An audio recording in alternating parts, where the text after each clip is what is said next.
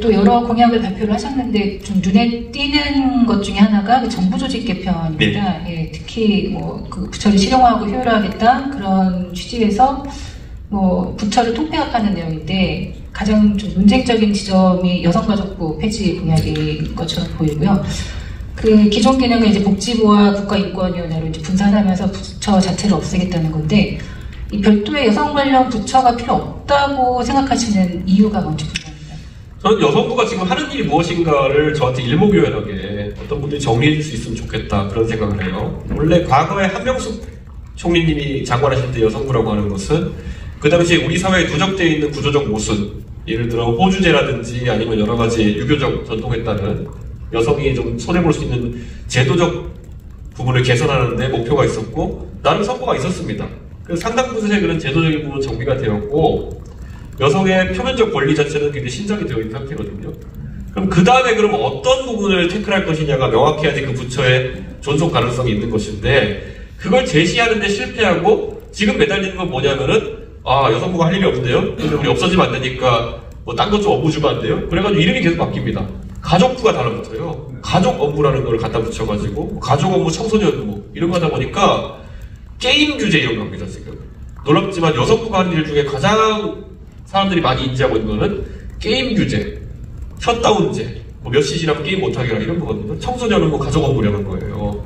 근데 그런 거 자체가 오히려 부처의 존속을 위해 자꾸 일을 만들어내는 것이 아니냐 이런 인식을 갖게 되는 거고 이 부서가 이제 존재하면서 존재 이유를 만들기 위해서 자꾸 캠페인을 합니다.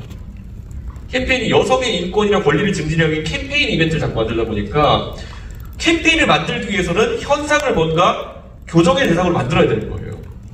그럼 자꾸 그 현실과 다른 교정의 대상을 만들어야 됩니다. 현실과 다른 모습. 네, 저는 그래서 이게 계속 오히려 없는 어떤 갈등 같은 걸 만들어내기도 하기 때문에 이제는 이게 수명이 다한 것이 아닌가 이런 생각을 하고요.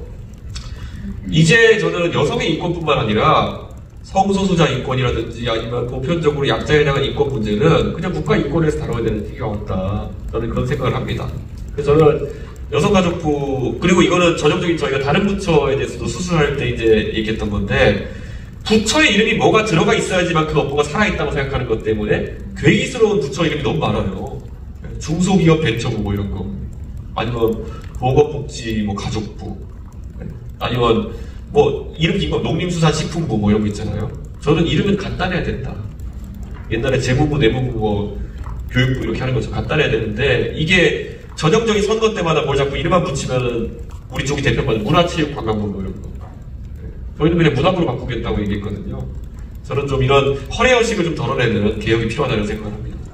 그 뭐 현실과 다른 갈등을 이제 여성부가 만들어내고 있다고 말씀을 하셨는데 실제 뭐 노동시장에서 뭐 성별 임금 격차, 뭐 경력 단절 뭐 이런 문제가 있고 또 디지털 성범 문제, 뭐 교제 폭력, 뭐 여러 가지 사실 여성 폭력과 관련된 이슈도 계속 나오고 있는 상황이고요. 뭐 이런 거에 대한 해결 방안은 좀 어떤 식으로 모색할 수 있는지 또 예전에 이제 윤석열 전 대통령 같은 경우에는 구조적 성차별은 없다 이렇게 얘기를 했는데 거기에 일부도 동의하시는 건지? 저는 방금 전에 말씀하신 뭐 데이트 폭력 같은 문제도 데이트 폭력은 법무부에서 담당해야 되는 것이죠. 이걸 정말 힘도 없고 능력도 없는 여성가족부가 다루게 되는 순간 바로 캠페인이 되는 겁니다. 네. 계속 이제 피켓 들고 이거 말하면서 여성 폭력을 없애시다 뭐 이런 것만 이제 하게 되는 상황이 돼서 돈만 쓰고 변화는 없는 그런 상황이 되는 것이고요. 여성과 예를 들어 남성 간의 임금 격차가 동일 노동에 대해서 실제 존재한다고 하면은 그건 노동청 가야 되는 사안입니다. 예를 들어 어떤 언론사에서 공채를 통해 가지고 신입 기자를 여성과 남성을 뽑았는데 똑같은 일을 하고 똑같은 경력을 쌓아가는데도 불구하고 임금에 차별이 있다? 그거는 그 회사의 노동조합과 노동청에서 다뤄야 되는 문제이지 이걸 여성부가 다룬다 해가지고 달라질 것이 없다. 저는 그러니까 이게 소위 이미 흔히 우리가 짬처리라고 하는 얘기처럼 제가 가장 싫어하는 게 청년 정치인입니다. 저한테 누가 청년 정치인이라는 얘기를 붙이려고 할 때만 저는 다 거부해왔거든요. 그래서 제가 놀랄만치 제가 지금까지 10몇 년 동안 정치하면서 저한테 청년 정치인이라고 하면 제가 인터뷰에서 항상 거부해왔거든요. 경제라는 것에서 청년 일자리를 따로 떼놓고 생각한다는 것이 가능하지가 않거든요. 경제가 발달하게 되면은 당연히 회사가 기업이 활동을 하고 그러면 청년 일자리도 생기고 노인 일자리도 생기고 뭐 이렇게 되는 것이지 청년 일자리만 따로 만들어야 된다 이런 희한한 주문 상황을 넣게 되면요. 그러면 문재인 정부 같아서 어떻게 이제 팝퓰리스트적으로 움직이냐면은 청년 일자리만 만드는 방법 뭐가 있겠습니까? 청년 인턴, 아니면은 공무원 늘리기. 오히려 대한민국의 안 좋은 방향으로 결론되게 돼 있거든요. 전 지금도 마찬가지예요. 그러니까 여성에 특화된 진짜 문제가 있다고 한다면은 그게 뭔지가 좀 특정이 돼야 되는데 대부분의 경우에는 그게 여성만의 정책이라고 귀결되기 어려운 것들이 많아가지고 아이템을 지금 전혀 지금 못 찾고 있는 그런 상황이다. 그런 거고 가장 대표적으로 여성의 승진이나 이런 구조적인 어떤 차별에 대해서 얘기 나올 때 유리천장이 있다 이런 것인데 대한민국의 과거 한 80년대 때 이제 경제 노동시장에 진입하신 분들이 그때는 아예 사회 밑단부터 여성들의 사회 참여가 적었기 때문에 지금 성장하는 단계에서 중간 관리자라 그 윗단계를 못 올라가신 분들이 많죠. 그런데 가장 대표적으로 그것에 대한 반례가 되는 게 뭐냐면은 교사의 영역 같은 경우에는 이미 80년대, 90년대부터 여성들이 상당수 그 교사라는 직역에 진입을 했고 그래서 신규 임용교사의 70% 가까이가 여성인 상황이 90년대, 2000년대부터 발현이 됐거든요. 그러다 보니까 지금은 교장, 교감 선생님의 절반 이상이 여성분입니다. 그 말인즉슨 우리가 하부부터 그런 어떤 그 수치 변화가 생기면서 점진적으로 이 변화가 오는 것인데 지금 여성계 일부에서 주장하는 건 뭐냐면은 안 된다. 지금부터 당장 5대5를 만들어야 된다. 이런 얘기를 하면서 오히려 갈등을 양산하는 거거든요. 밑에 처음에 20년 전에 입사할 때 성비가 차이 나는데 지금 갑자기 20년 뒤에 관리자급의 성비를 5대5로 맞추자 그러면은 그게 역차별의 가능성이 생기는 것이고 그게 실제 지금 남녀 간의 젠더 갈등의 상당한 본질이 되고 있는 것이거든요. 그런데 이런 5대5 젠더 상황을 계속 주장하는 쪽이 오히려 그런 여성주의 운동하시는 분이라 가지고 오히려 저는 그게 사리에 맞지 않는 주장들이고 그런 부분들을 여성부가 쫓아가면 큰일 난다. 저는 그런 생각을 합니다. 저는. 자, 저희가 약속한 시간은 원래 11시 40분이었는데 오늘 토론이 굉장히 열띠게 진행되고 이준석 후보가 명쾌하고 선명한 얘기를 많이 해주셨기 때문에 약간 시간이 지체됐습니다. 정우상 논설위원 질문 좀 듣고 마무리 좀 해보겠습니다. 예, 이번 그 계엄 사태에서 봤듯이 이 대한민국 대통령은 군 통수권자입니다. 군 통수권자로서의 대통령의 역할이 얼마나 중요한지 이번 계엄 사태를 통해서 우리가 봤어요. 이번에 이제 대선 후보로 나온 유력 후보인 이재명 후보도 군 미필이고요. 우리 이준석 후보 역시 산업기능요원으로 군을 마쳤습니다. 이 산업기능요원으로 군 필을 했다는 것이 군 통수권자로서의 어떤 역할에 있어서 뭐 장점이 될 수는 없는 사안인데 이 문제는 어떻게 좀 보완해 나가실 건지 하나랑 두 번째 그 군 장교 오늘 그 복무단축 그 공약 발표하셨습니다.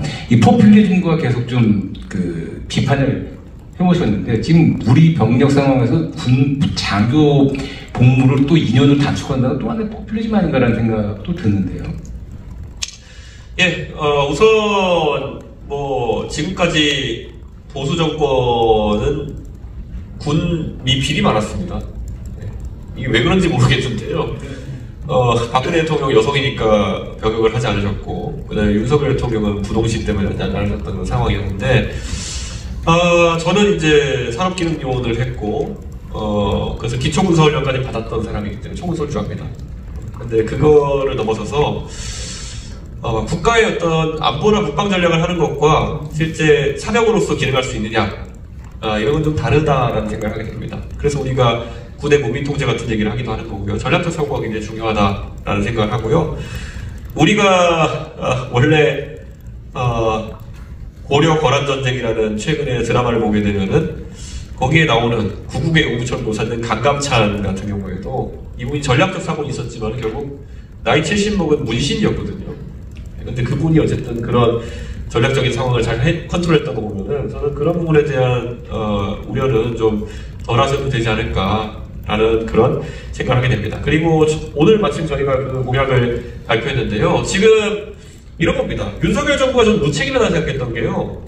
200만 원으로 사병 봉급을 인상해놓고 그 다음에 부사관과 장교, 그러니까 간부에 대한 처우도 어떻게 개선할지에 대한 고민이 없었기 때문에 이제 군에 가는 많은 젊은 세대가 아니 이렇게 갈 거면은 내가 빨리 그냥 복무 마치고 병을 마치는 게 낫지 뭐 하려고 내가 장교나 부사관을 복무해가지고 옛날처럼 무슨 뭐 핸드폰 사용이 그쪽에만 열린 것도 아니고 뭐 여러 혜택이 있는 것도 아니고 취업이 잘 되는 것도 아닌데 왜 내가 그 길을 가야 돼? 이렇게 됐던 건데요.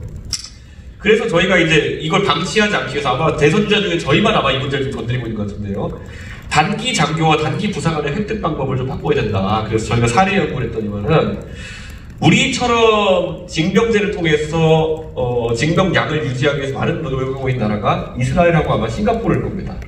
싱가포르는 500만 명 정도의 도시국가임에도 불구하고 육군과 해군물을 상당한 숫자를 유지하기 위해서 노력하고 있는데, 그래서 저희가 이제 싱가포르식 징병제를 저희가 채택하자라고 했던 게, 지금은 우리나라에서는 그 단기 장교 획득 방식이 ROTC, 학사 장교 이렇게 나눠져 있습니다.